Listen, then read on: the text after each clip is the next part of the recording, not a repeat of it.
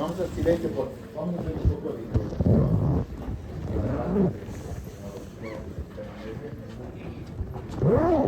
Definitivamente este tema de ya sí ha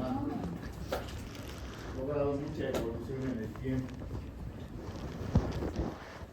Y que ya han aparecido nuevas cosas que se pueden pedir. Por ejemplo, antes cuando teníamos un paciente politraumatizado con trauma craneal, decían, pues pedí una placa de rayos X lateral para ver si tiene un estructural que nos puede orientar por mi como que era como que el primer estudio que pedíamos en un paciente con trauma. Pero ahora como que los centros de tomografía, por ejemplo, sí hay bastantes y están como que accesibles para que un paciente se pueda hacer. Es por eso que tomografía representa el gold estándar del diagnóstico de un paciente neurológico. A mí me llega un paciente a la consulta que tiene cefalea de varios meses de evolución, que no remite a la medicación convencional. ¿Qué hago? Le pido tomografía. Me llega un paciente traumatizado con Glasgow 14, pero que ha perdido la conciencia por 5 minutos. Le pido tomografía. Ya la resonancia sí es un estudio de mayor evolución, pero sigue similarmente los mismos principios que tomografía en cuanto a la imagen que vemos en la resonancia. Por lo tanto, nuestro gold estándar en pacientes con diagnóstico neurológico siempre va a ser predictor. Y el objetivo de los tres semanas de rotación, es que el estudiante de cuarto domine tomo de cráneo. Pero en principios súper básicos que vamos a tratar de repasar ahora. Primero que tenemos que analizar por qué llegan los pacientes a la consulta, a los que les vamos a pedir tomo. Vamos a checar un poco de indicaciones, cuándo pide una tomo, principios, sistemas de evaluación. No creo que nos alcance para trauma craneal, pero vamos viendo que vamos a ir avanzando. Indicaciones de tomo.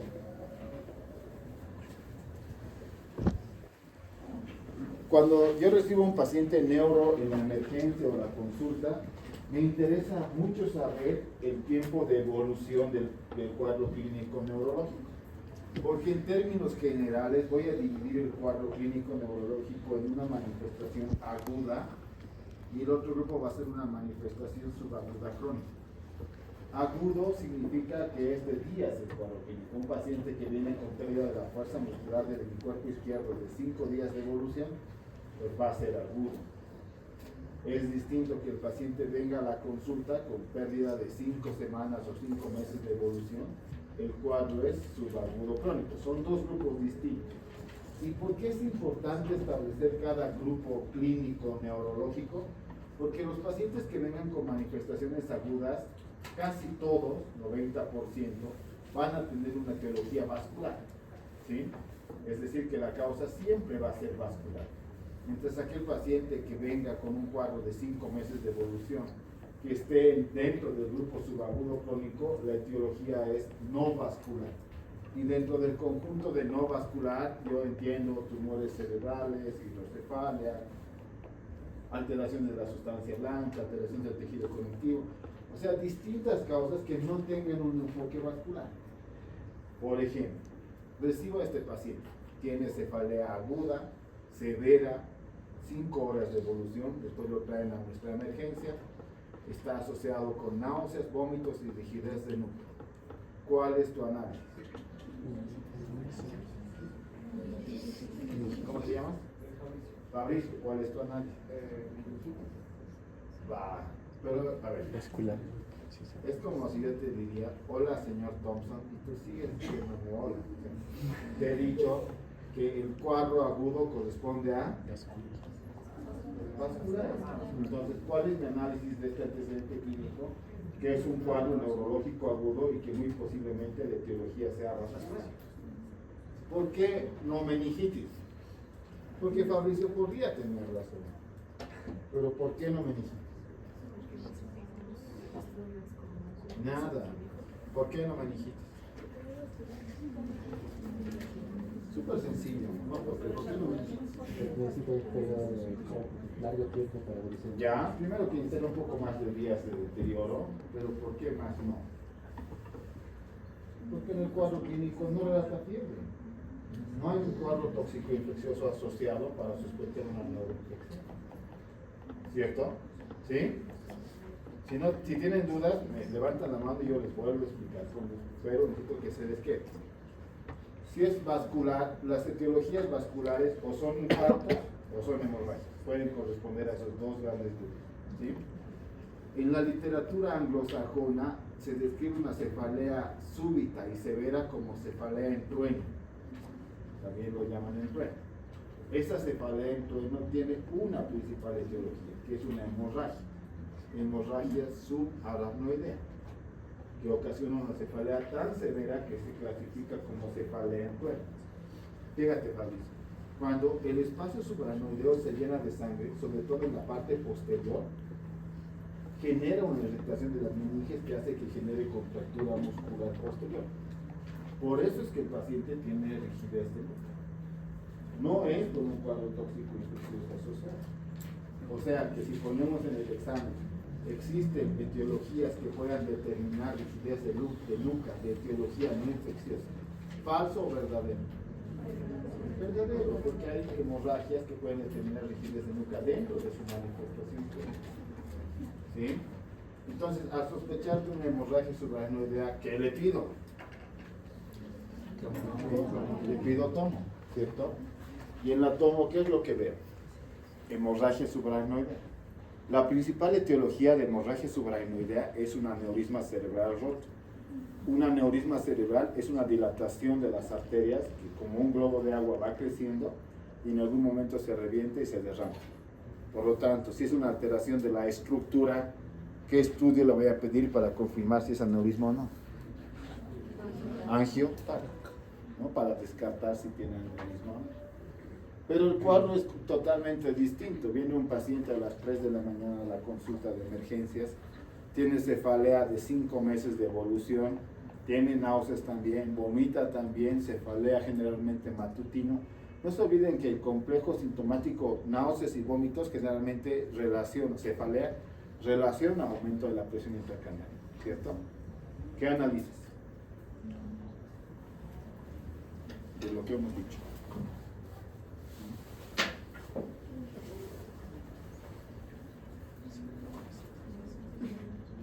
¿Qué analizas de lo que hemos dicho? De este cuadro clínico. ¿Es agudo? Por lo tanto es no vascular. Corresponde al grupo de enfermedades neurológicas no vasculares. ¿De qué sospechas? ¿Va a ser tumor? No tiene un tumor, ¿no? ¿Qué le pido? Tomo. ¿Se dan cuenta? Le pido tomo.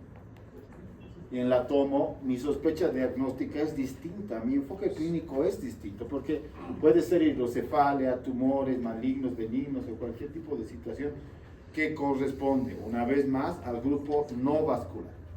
¿Sí? ¿Entendido hasta ahí?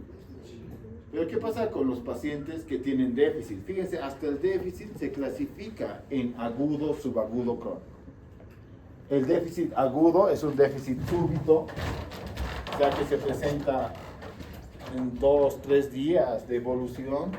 Puede ser déficit motor, paresia, lenguaje, disfasia, alteración del nivel de conciencia, de presentación aguda. Y los déficits de presentación aguda siempre van a corresponder a enfermedad vascular cerebral. Y esos o son infartos o son hemorragias. ¿Sí? Pero el cuadro clínico es distinto cuando el paciente relata una evolución de manifestación clínica en el tiempo, donde son semanas, meses de evolución, donde el déficit es subagudo crónico. Las características clínicas pueden ser, o la etiología puede ser tumores, alteraciones de la sustancia blanca. Si tú checas esta toma con esta toma, ambas tienen una imagen blanca que llama la atención. Entonces, ¿cómo yo voy a diferenciar qué es cada uno?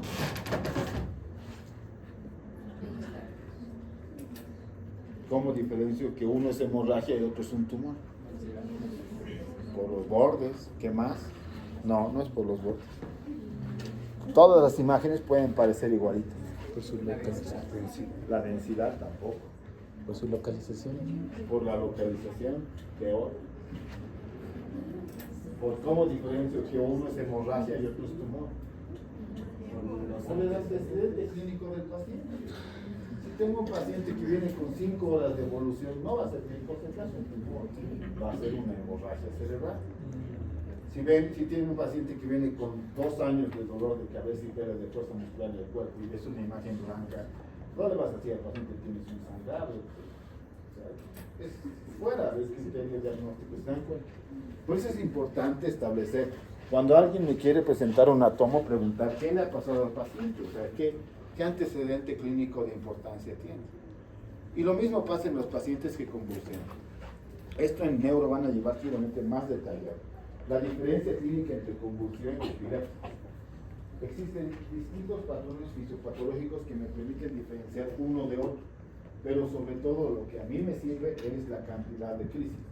Es decir, que ambas son descargas eléctricas anormales, pero sobre todo la epilepsia está caracterizada por más de una convulsión. Tengo un paciente que tiene 3 meses de edad, enfermedad diarreica aguda, en Churumani, con fiebre toda la noche y a las 2 de la mañana convulsión. ¿Se cataloga como convulsión o epilepsia? Convulsión, es una convulsión febril. Pero ese niño de 3 meses de ahí en adelante, cada mes convulsión, porque el cerebro se ha irritado por la fiebre, convulsión o epilepsia. Entonces, me permite diferenciar uno de otro el número de crisis. Como les digo, hay muchas otras diferencias más, pero ya lo he dicho esta mañana, lo que nos interesa saber es la práctica, ¿sí? El principio técnico o biofísico de la tomografía es el mismo que de rayos X. Existe un tubo emisor de radiación ionizante, existe una placa que detecta la radiación y en medio está el tejido. Según las características del tejido, es la emisión que va a recibir la placa que recibe la radiación. Es lo mismo que rayos X, ¿cierto? Los rayos X sigue el mismo principio. Pero en tomo, lo que pasa es que en tomo existe esa cosa redonda que se denomina gantry, que es como una dona, donde entra el paciente. Y ese tubo de rayos X da una vuelta, da vueltas. Y cuando da una vuelta hace como que 100 disparos. Y así va. Entonces le permite hacer reconstrucciones de las distintas posiciones de un solo tejido, ¿sí? Y cuando el paciente ingresa, lo que hace el gantry es cortar a manera de los panecillos o las carnes frías del súper, tanto paralelamente los distintos cortes en distintas alturas o niveles, ¿sí? Es por eso que nos permite tener imágenes. Esta compu está súper viejita, ¿no? Fíjense, está lateralizada, pero desde lo más bajo hasta lo más alto en cortes. ¿Se dan cuenta? Y ahí va subiendo a lo más alto. Pero siempre los cortes son paralelos, así como cortar los panecillos de súper, ¿sí? Bajo ese principio es que se han creado distintas escalas de unidades Hounsfield. Lo que pasa es que al recibir la radiación ionizante un tejido y recibirlo el detector, recibe la imagen de todo este volumen de tejido cuando recibe la placa, ¿sí? Pero cuando nosotros vemos una placa, recibimos imágenes bidimensionales. O sea que no es la imagen tridimensional la que primeramente recibe. Esa imagen tridimensional se llama voxels, que son lo que capta realmente del tejido la máquina. Pero el software del aparato, de la máquina, hace que el voxel se transforme en píxeles, ¿sí? Que sí son imágenes planas. Y los píxeles no son nada más que variaciones del color gris, es decir, hay un negrito, hay un ni tan negrito, un más plomito y así. Distintas variantes del color gris. Y basado en esas variantes del color gris es que Hounsfield ha creado las unidades Hounsfield, es decir, qué tan negro y le da un valor numérico, no tan negro, otro valor numérico, dándole 0 al agua, menos 1000 al aire y más 1000 al hueso. Y a partir de ese parámetro de densidades es que ha creado distintas para el tejido con grasa, líquido, orina, tejidos blandos, que varían las unidades Hounsfield para cada tejido. Pero eso igual es mucho, no sirve. Lo que nos sirve entender es que hay imágenes blancas, imágenes negras e imágenes plomas. Lo blanco yo lo llamo hiperdenso Lo negro es hipodenso y lo plomo es isodenso. 3 densidades en tomografía que yo tengo que aprender a describir. Cuando veo esa placa de cráneo, tomografía de cráneo simple, encuentro las 3 densidades. Por ejemplo, ¿qué es hiperdenso en esa toma? El hueso. Fíjense cómo el hueso tiene una imagen hiperdensa. Aquí se ven los huesos propios del... No tienen láser, ¿no? ¿Alguien? Los huesos propios de la nariz, el peñasco del hueso temporal, el hueso occipital. Que todas esas imágenes se pintan hiperdensas. ¿Qué más ves de hiperdenso en la toma? ¿Qué te llaman? O sea, ¿qué es blanco? Aparte del hueso. El cristalino. Los tejidos que tengan elevada concentración de proteína dentro del tejido también se pintan hiperdensos en tono. El ejemplo del cristalino. El ejemplo de la dermis.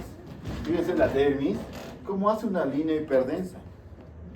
Porque tiene a los queratinocitos y esas cosas que son proteínas y por lo tanto hacen que se pinte hiperdenso. ¿Sí? ¿Qué va más de hiperdenso en la toma? Sí. Cuando el paciente entra al tomógrafo, tiene un apoyo donde apoya la cabeza, ¿verdad? Y ese apoyo es metálico, la mayoría de las veces. Entonces, ¿qué más es hiperdenso en tono? El metal. 3 estructuras hiperdensas en tono. ¿Cuáles? Hueso. Elevada concentración de proteínas y metal. ¿Sí? ¿Qué ves de hipodenso en la toma? Perdón que les diga. Hipodenso, o sea, negro. Fuerte. Ya, el contenido del globo ocular. El globo ocular se divide en una cámara anterior y una cámara posterior. La cámara posterior está dada por el humor acuoso. Por lo tanto, hipodenso en tomo es agua, ¿no? El agua es hipodensa en tomo. Si tú tienes esta estructura aquí, para que te ayude un poco, este es el tallo cerebral, ¿sí? Y este es el cerebelo. Entre el tallo cerebral y el cerebelo tenemos al cuarto ventrículo. Y el cuarto ventrículo contiene líquido, por lo tanto es hipodenso en tono. ¿Sí? ¿Qué más es hipodenso en tono? Aparte del agua. El aire, ¿no? Fíjense cómo aquí está detrás de la nariz la cavidad nasal que tiene aire. El peñasco del hueso temporal tiene el antromastoideo, que son cavidades neumáticas que tienen aire, por lo tanto es negro en tono. ¿Sí? Aire, agua, ¿qué más? Grasa. Debajo de la piel que era hiperdensa en tono está el tejido sebasubcutáneo, por eso es negro en la toma. ¿Sí? El contenido de la cavidad orbitaria, por delante está el globo ocular y por detrás está la grasa intraorbitaria, que es grasa. Por lo tanto es hipodensa en tono. ¿Sí? ¿Sí se nota? Pero si yo soy un poquito más minucioso, puedo ver que hay diferencias entre cada densidad. Entre el aire, el agua y la grasa. ¿Qué no es tan negrito? El hueso.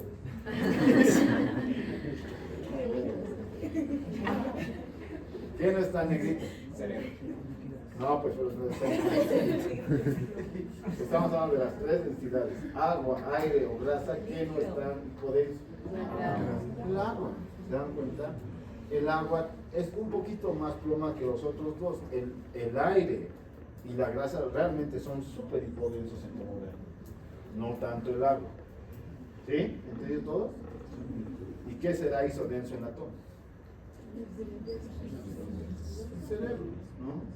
Cualquier tejido conectivo en cualquier parte del cuerpo tiene un comportamiento isodenso en tomografía. Es decir, se pinta plomo. ¿Sí? Porque si tú te fijas aquí, vas a ver que este es el cerebro, ¿cierto? Hemos dicho isodenso en tomografía. ¿Qué será esto? Está por fuera del cráneo. El músculo temporal, ¿no? Que está cerca del hueso temporal. Por lo tanto, cualquier tejido realmente es isodenso en tomografía. ¿Se entiende todos?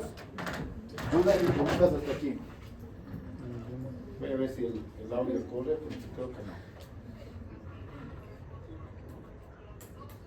No corre. Doctor, Sí. entre el tallo y el hueso occipital hay un espacio negro, ¿eso por qué es? Sigue siendo líquido. Porque no te olvides que el líquido cefalorraquídeo rodea todas las estructuras del tejido nervioso, ¿no? Las tres capas que cubren al cerebro son la dura madre, la aracnoides y la pía madre. La pía madre, no puedo borrar esto. La pía madre está súper pegada al cerebro. Le sigue. Si el cerebro hace un surco, una depresión, la pía madre se mete con el cerebro. O sea, se introduce a la depresión. Es una capa sobre todo vascular. La aracnoides es una capa que está encima, pero cuando el cerebro hace un surco, la aracnoides salta. Y debajo de la aracnoides se encuentra el espacio que es espacio de líquido cefalorraquídeo, ¿sí? Pero cuando ese espacio es amplio, ya no es espacio subaracnoideo, se llama cisterna subaracnoidea. La cisterna es un espacio de líquido amplio. Lo que está delante del tallo es una cisterna, porque es un espacio negro amplio. Si está delante del bulbo, será una cisterna prebulbar.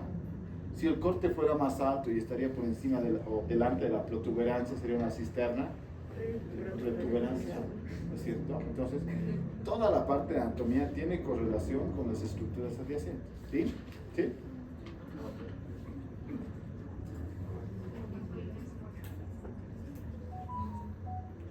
Entonces, como ejemplos, hipodenso, isodenso, hiperdenso en tono. ¿Sí? Entonces, cuando yo vea un caso como este, lo primero que hago es describir qué densidad veo. Pero ¿qué es lo primero que pregunto? Es tu primer día de internado, estás en el hospital general, todos los pacientes del hospital general que van con encima del E2 son súper lisos. Viene y te da la placa y te dice, a ver, ¿qué ves?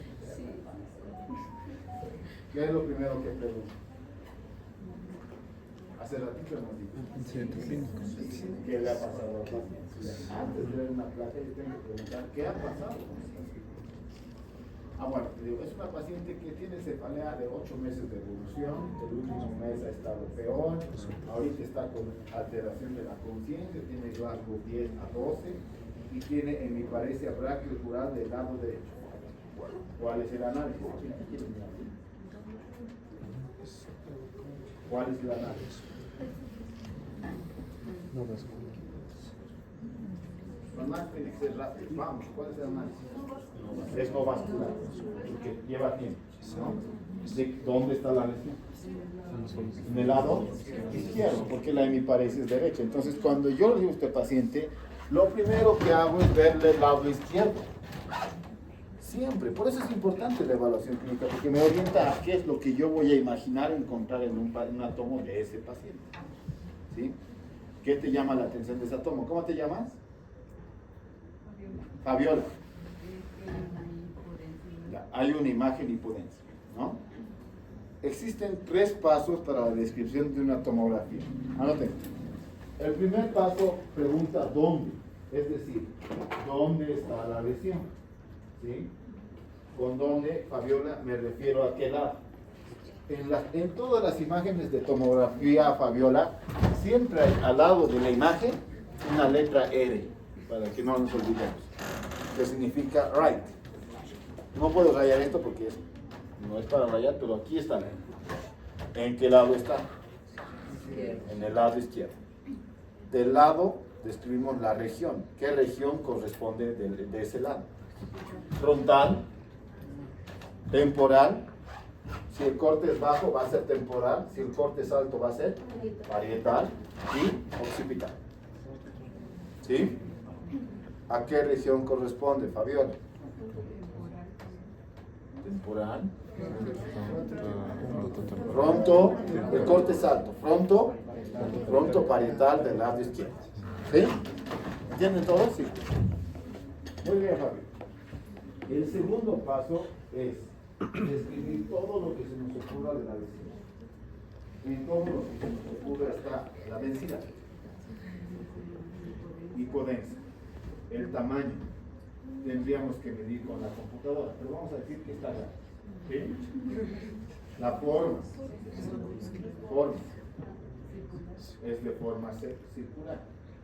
Los bordes pueden ser bordes regulares, cuando es así, o irregulares, cuando es así. ¿Sí?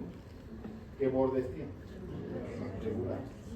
La superficie puede ser definida, es decir, que se diferencia con el tejido adyacente, o puede ser no muy definida cuando no se logra diferenciar el borde. ¿Sí? En este caso, ¿es definido o no muy definido? Definido. Súper definido, porque se nota, ¿no es cierto? Ese es el segundo paso. El tercer paso es describir el efecto de masa que causa la lesión. Porque si yo tengo una lesión en un cráneo que no se puede expandir, como hemos dicho esta mañana, siempre termina comprimiendo el tejido cerebral normal. Entonces hay efectos de masa que hay que ver. Nuestro principal referencia para efecto de masa es la línea media. Por lo tanto, tengo que encontrar dentro del tejido cerebral una estructura que caiga en la pura línea media. La membrana que separa a ambos ventrículos laterales se llama os. Les voy a dar. Ay, no. La os es la proyección de la dura madre al interior del cráneo. No es una membrana que separa ambos ventrículos. La membrana que separa ambos ventrículos se llama ¿alguien? Septum pellucidum. El septum pellucidum es la membrana que separa a ambos ventrículos y que se encuentra en la pura línea media. Fíjense aquí, cómo el septum pellucidum cae a un lado. ¿Se dan cuenta? Entonces decimos que la línea media está desviado hacia la derecha. Mi primera referencia de efecto de masa. Mi segunda referencia de efecto de masa es que anatómicamente la corteza cerebral tiene sus surcos y sus fisuras, que deberían verse en la tomografía. Pero como aquí yo tengo hueso y aquí yo tengo el tejido cerebral, cuando empujo al cerebro, el cerebro se impacta sobre el hueso. Por lo tanto, los surcos se borran. Hay borramientos de surcos, que es mi segunda referencia de efecto de masa. ¿Cómo me he dicho que te llamas Alejandra? Alejandra, ¿no? Fabiola. ¿Tiene desvío de línea media? ¿Tiene borramiento de surcos? Tiene borramiento de surcos. Entonces, ya cuando he establecido esos tres parámetros, establezco un posible diagnóstico. ¿La etiología es vascular o no vascular? No vascular. Ahí estamos con un primer parámetro. 2. Líquido. ¿Qué será? Perdón. Lipodenso. ¿Qué será? ¿Agua, aire o grasa? Grasa. ¿Está tan negrita como la grasa? Es agua, ¿cierto? Agua en un redondito es un quiste. Tenemos una imagen quística dentro del parénquima cerebral. Cuando hablamos de lesiones quísticas del parénquima cerebral, pueden ser o cisticercosis o hilartidosis. Existe una diferencia en cuanto a la distribución topográfica de las lesiones.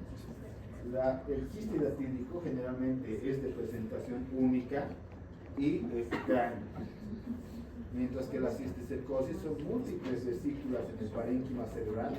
Hasta podemos encontrar algunas calcificadas y otras no. ¿Se dan cuenta? Pero esa es nuestra orientación. ¿A qué crees que corresponde? Parece una lesión. Entonces mi impresión diagnóstica es una lesión frontoparietal del lado izquierdo que corresponde o aparenta corresponder a una parasitosis del sistema nervioso central, entre paréntesis quiste. ¿Sí? ¿Se entiende, Fabiola? Vamos, de nuevo todo. Escuchamos. Fuerte. Bueno, como el paciente tiene una clínica que es la duración de mayor. Te estamos pidiendo que describas la toma. Cuando yo describo la toma, digo que es una tomografía en corte axial y describes ya todos los pasos. Fuerte. Es una tomografía en corte axial en la cabeza. ¿Se ve? Se ve una imagen hipodensa. Ya, paso uno. Es lesión frontoparietal. del lado izquierdo. Paso 2.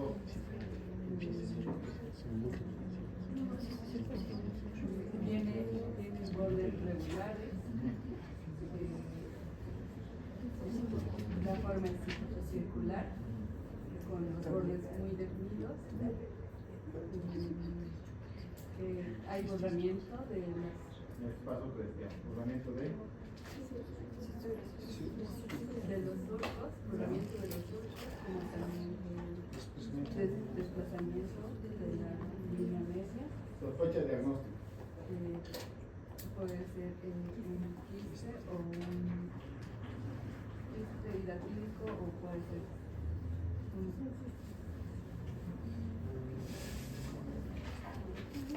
una lesión física, ¿no? De apariencia paralizante. ¿Quién me quiere ayudar con la otra toma? A leer la otra toma. ¿Quién quiere ayudar? Levante la mano. Uno. Uno. Dos. ¿Cómo se llama? Fabricio. ¿Tú? Perdón. Fabricio. Fíjate, viene este paciente a la consulta. Este paciente tiene el relato que ven con su esposo. Todos los fines de semana sale a ver. Desde el viernes hasta el domingo hasta el lunes. Y no sé qué ha pasado que hace, no sé, que hace 2 o 3 semanas lo han votado. Y desde hace una semana o 10 días está con cefalea, náuseas, vómitos y hemiparesia del hemicuerpo del lado derecho. ¿Qué analizas? Bueno, primero lo que dije, porque podría ser vascular, doctor.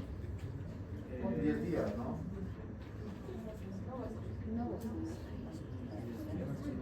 Ahora, aquí viene otro tip.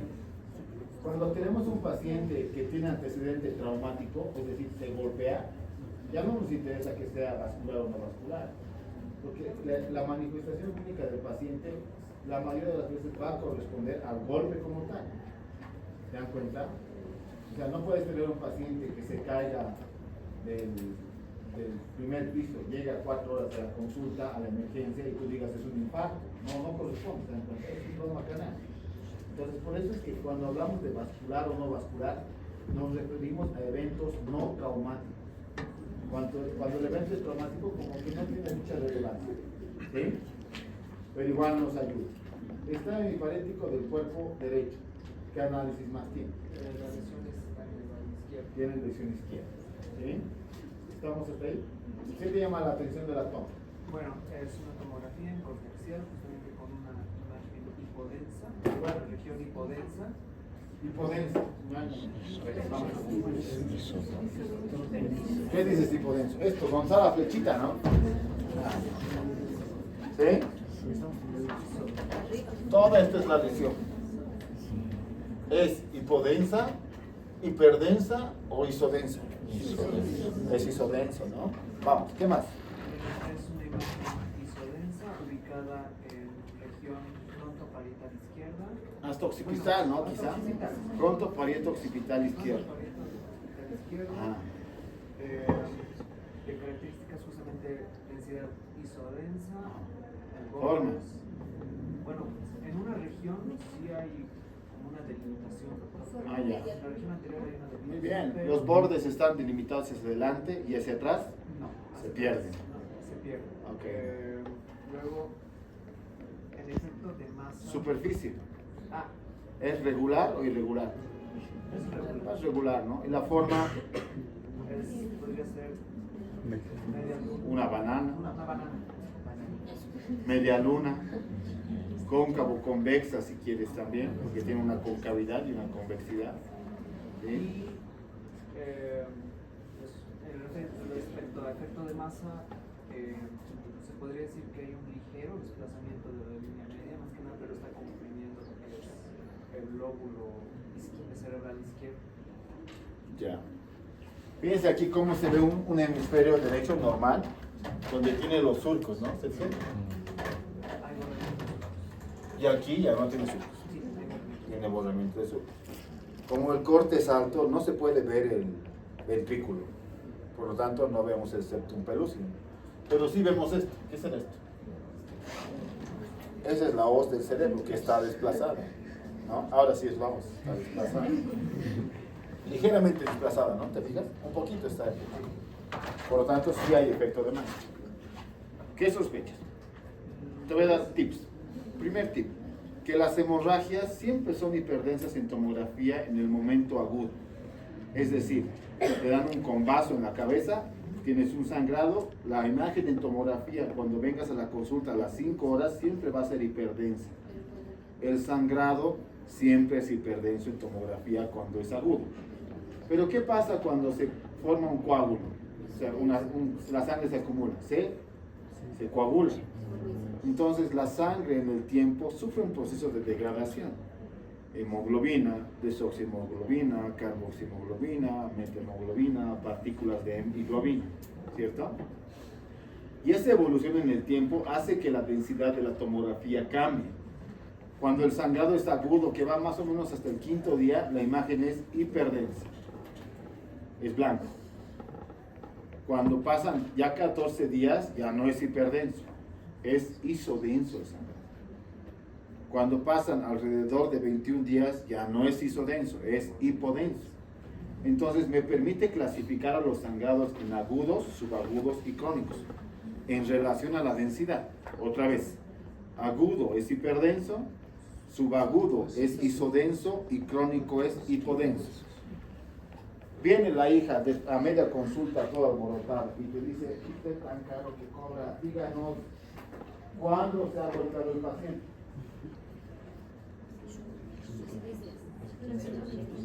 $500 volvieron la consulta.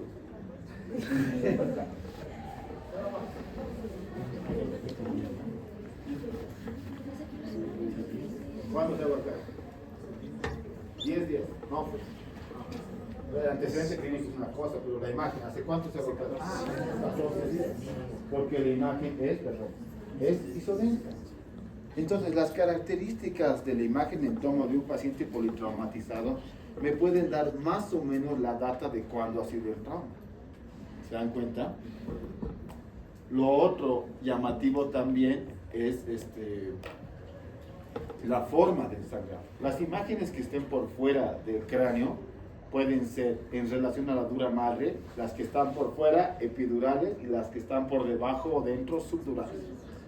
Cada una tiene una imagen de presentación distinta, porque cuando han llevado anatomía se han fijado que la dura madre está pegada al hueso.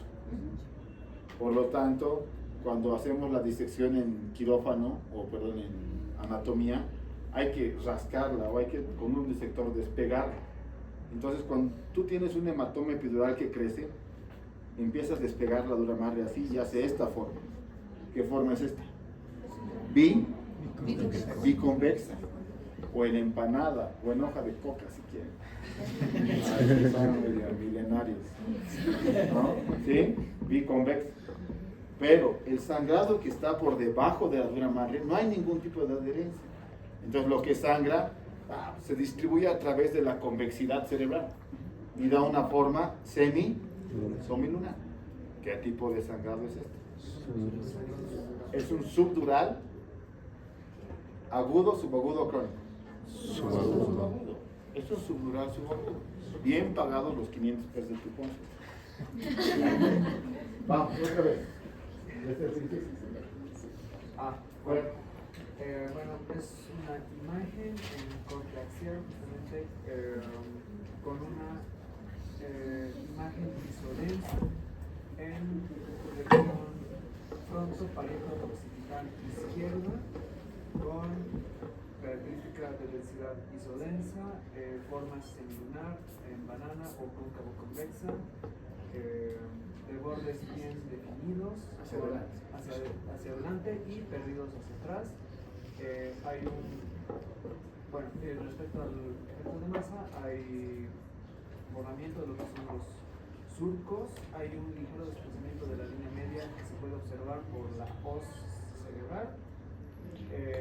Todo esto nos indicaría un hematoma o una hemorragia subdural subaguda. Súper fácil. ¿Cierto? No. Nos vemos mañana. Tengo que esperar. A la noche tenemos cirugía. 8 de la noche. ¿Dónde está la Andrea? 8 de la noche. La clínica de la callecita de la les vaya bien, buenas tardes. Igual y tal.